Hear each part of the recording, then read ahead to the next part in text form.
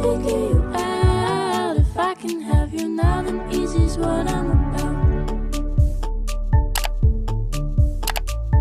I think you might be the wrong person, but you found me at the right time. Assalamualaikum warahmatullahi wabarakatuh. Izin memperkenalkan diri, nama saya Eva Layana, NPM 1804020016. Di sini saya akan menjelaskan tahap pertama, yaitu pada payroll department. Sebelum saya masuk ke dalam proses payroll department ini, saya akan menjelaskan dahulu fungsi dari simbol output dan input yang ada di dalam proses payroll department. Yang pertama adalah bagian terminal. Terminal ini fungsinya untuk memulai dan mengakhiri suatu program. Selanjutnya ada simbol proses, yaitu suatu simbol yang menunjukkan setiap pengolahan yang dilakukan oleh komputer. Selanjutnya ada simbol dokumen, yang merupakan simbol untuk data yang berbentuk informasi. Selanjutnya juga di sini ada simbol ekstrak. Simbol ekstrak ini menguraikan data utama menjadi data-data yang lebih sederhana. Selanjutnya di sini juga ada jurus atau flow, prosedur yang dapat dilakukan dari atas ke bawah, bawah ke atas, dari ke kanan, atau dari kanan ke kiri. Baik, langsung saja masuk ke dalam tahap pertama, proses di dalam payroll department. Pertama kita start ya. Kedua, setelah itu kita membuat data gaji pegawai. Di sini kita membuat dari data-data yang telah terkumpul tersebut menjadi satu. Setelah itu data gaji pegawai ini masuk ke dalam taxation department. Nah, sebelum masuk ke dalam taxation department, jangan lupa juga untuk menyalinnya atau mengcopy. Kopiannya atau salinannya ini berfungsi sebagai arsip, sebagai pengarsipan.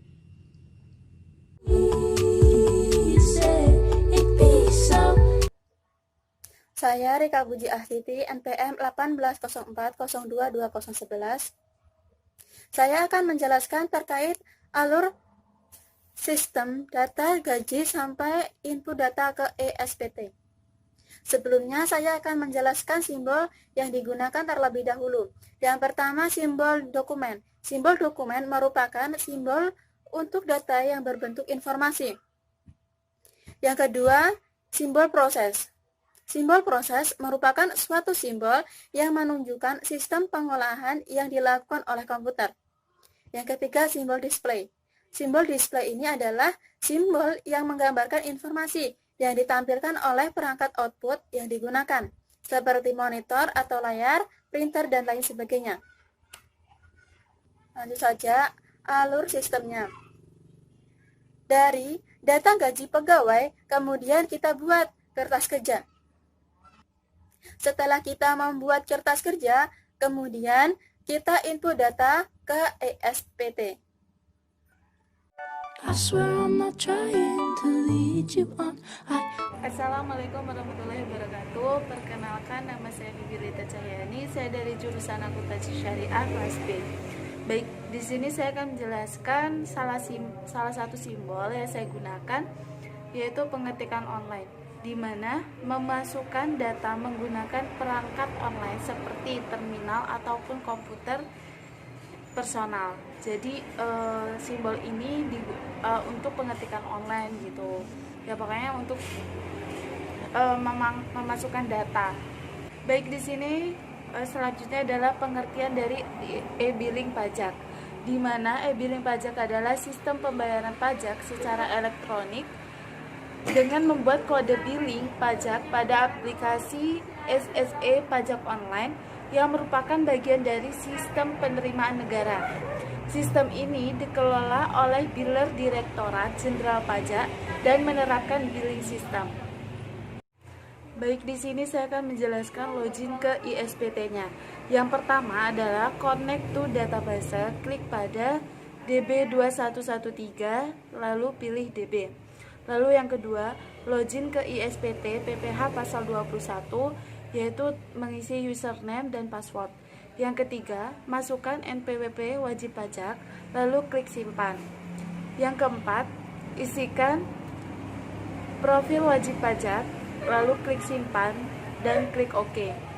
Dan yang kelima, membuat SPT masa yang akan dilaporkan, yaitu mengklik menu pilih SPT, lalu buat SPT baru, dan isikan masa dan tahun pajak, lalu klik buat SPT, lalu OK. Dan yang terakhir, membuka SPT masa yang sudah ada, yaitu melalui menu pilih SPT, lalu buka SPT, isikan masa dan tahun pajak, klik buka SPT, lalu OK. Saya Windy Agustina, NPM 1804021050. Saya akan menjelaskan input master data. Sebelum saya menjelaskan materi, terlebih dahulu saya akan menjelaskan simbol apa saja yang saya pakai. Yang pertama ada input atau output, jurnal dan buku besar. Merupakan input atau output untuk memasukkan data maupun menunjukkan hasil dari suatu proses. Yang kedua adalah dokumen. Dokumen merupakan simbol untuk data yang berbentuk informasi.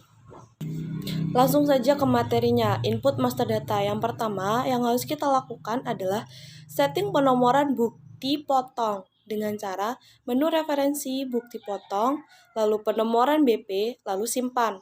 Yang kedua yaitu setting tarif penghasilan tidak kena pajak dengan cara menu referensi tarif, lalu PTKP. Yang ketiga adalah input daftar pegawai tetap dengan cara menu referensi bukti potong pegawai A1. Yang keempat yaitu input daftar pegawai tidak tetap atau penerimaan honorarium dengan cara menu referensi bukti potong lalu penerimaan penghasilan.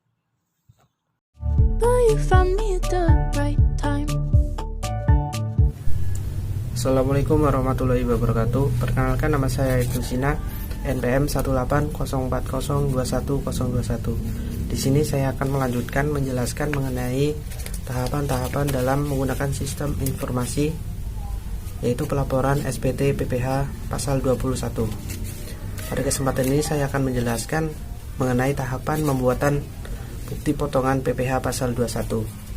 Hal yang perlu diketahui di sini adalah potongan dilakukan terhadap pasal 21 baik bagi pegawai ataupun dana pensiun ataupun penerapan atas jasa lainnya yang dikeluarkan oleh perusahaan yang dikenakan tarif pajak. Tahapan yang pertama yang perlu dilakukan dalam membuat potongan atau bukti pemotongan adalah 1. Menu masuk menu isi SPT. Lalu yang kedua adalah masuk atau membuat bukti potongan. Yang ketiga pilihlah menu yaitu tidak final. Dan yang keempat baru kita mengisi hal-hal yang perlu diisi dalam proses pembuatan bukti potongan tersebut. Hal-hal tersebut yang perlu diperhatikan adalah yang pertama memasukkan nama wajib pajak, yang kedua nomor NPWP, yang ketiga alamat, dan yang keempat adalah bukti potongan berdasarkan tanggal. Selain itu, hal yang perlu diketahui dalam membuat bukti potongan tersebut adalah atau hal yang terpenting adalah memasukkan jumlah pajak yang sebelumnya telah diperhitungkan. Perhitungan tersebut berupa yaitu masukkan jumlah penghasilan bruto, dan yang kedua yaitu dasar pengenaan pajak, tarif atau yang lainnya, dan yang ketiga adalah PPH yang dipotong atau pengenaan PPH yang dipotong. Setelah ini semua terpenuhi, maka lakukan penyimpanan. Yang berikutnya yaitu tahapan membuat daftar bukti pemotongan akhir tahun. Nah, pembuatan daftar bukti pemotongan akhir tahun ini dilakukan setelah kita membuat bukti pelaporan setiap terjadinya transaksi. Tahapan yang perlu diketahui yang pertama yaitu sama seperti tadi, yaitu masuk menu SPT. Yang kedua membuat daftar bukti potong. Yang ketiga pilihlah semua menu ataupun yang ingin dicetak. Dan yang terakhir adalah dilakukan cetak, baik itu yang dalam bentuk tidak final maupun yang final. Perkenalkan, nama saya Musarofa dengan NPM 1804022009. Di sini saya akan menjelaskan tentang tahapan pertama, yaitu membuat setoran pajak melalui e-billing dan mencetak SPT. Sebelum saya masuk ke membuat surat setoran pajak melalui e-billing dan mencetak SPT, saya akan menjelaskan terlebih dahulu simbol input dan output yang ada di dalamnya. Jadi, untuk yang pertama ada simbol proses, yaitu simbol yang menunjukkan setiap pengolahan yang dilakukan oleh komputer. Lalu ada simbol dokumen, yaitu merupakan simbol untuk data yang berbentuk informasi. Selanjutnya ada simbol ekstra, yaitu simbol yang menguraikan data utama menjadi data-data yang lebih sederhana. Selanjutnya ada pengetikan online, yaitu memasukkan data menggunakan perangkat online seperti terminal atau komputer personal. Lalu ada magnetic disk, yaitu simbol magnetic disk digunakan untuk input atau output yang menggunakan disk magnetik. Lalu ada jurus atau flow, yaitu prosedur yang dapat dilakukan dari atas ke bawah, bawah ke atas, dari kanan atau dari kanan ke kiri. Baik, langsung saja kita masuk ke tahap Data Action Department, yaitu membuat surat setoran pajak melalui e-billing dan mencetak SPT. Setelah kita membuat bukti pemotongan dan membuat daftar bukti pemotongan akhir bulan, selanjutnya kita membuat surat setoran pajak. Surat setoran pajak itu yaitu bukti pembayaran atau penyetoran pajak yang telah dilakukan dengan menggunakan formulir melalui tempat pembayaran yang ditunjuk oleh Menteri Keuangan. Lalu selanjutnya setelah mengetahui pengertian dari setoran pajak, kita mencetak SPT masa pegawai. SPT masa pegawai yaitu merupakan dokumen yang digunakan untuk melaporkan pajak yang dipungut dari hasil pendapatan ekonomi wajib pajak dan dilaporkan pada setiap masa pajak atau setiap bulannya. Lalu setelah dari SPT masa pegawai, selanjutnya ke pelaporan SPT masa. Laporan SPT masa ini masuk ke dalam bentuk file.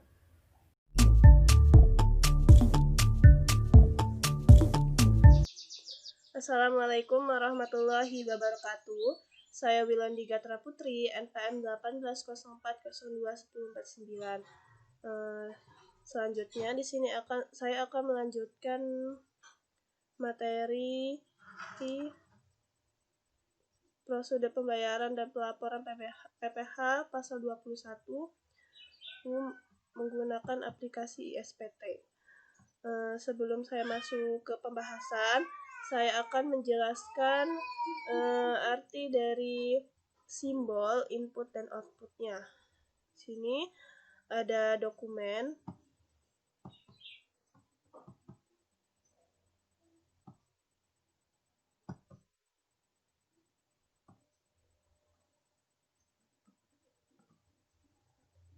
Nah, di sini ada dokumen, yaitu yang berarti sebuah dokumen atau laporan dokumen. Laporan ini belum merupakan hasil tulisan tangan maupun hasil cetakan dari komputer. Baik, langsung saja kita masuk ke pembahasan.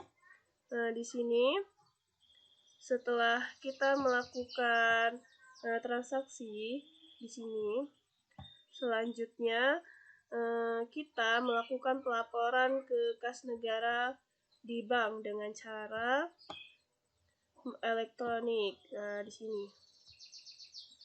Jadi cara melakukan pembayaran kita ini membuat e-billing terlebih dahulu. Setelah diakses, kita langsung ke menu bayar di e-billing sesuai dengan jenis pajak yang mau kita bayar. Kemudian hasil cetaknya itu pada e-billing kita bawa ke bank. Di sini Kemudian di mana kita akan melakukan pembayaran sesuai dengan nominal dari pajak yang akan kita bayar. Kemudian bukti pembayaran pajak kita simpan ke ISPT dan diinput lagi ke ISPT-nya ini. Di sini dari bukti pembayaran langsung kita masukkan ke pelaporan SPT massa. Kemudian selanjutnya terakhir kita setelah melakukan masukkan file dari bank ini ke ISPT, kita membuat laporan file CSV, yaitu output dari aplikasi SPT ke DJP secara online atau kantor pajak secara online. Kemudian pilih e-filing dan selanjutnya masukkan file yang telah dibuat di ISPT dan mengupload bukti pembayaran ke dalam bentuk PDF. Selanjutnya kita menerima bukti bahwa setelah melaporkan pajak. Itu dia tadi penjelasan materi dari kelompok 2. Kami akhiri. Wassalamualaikum warahmatullahi wabarakatuh. It'd be so easy, it'd be so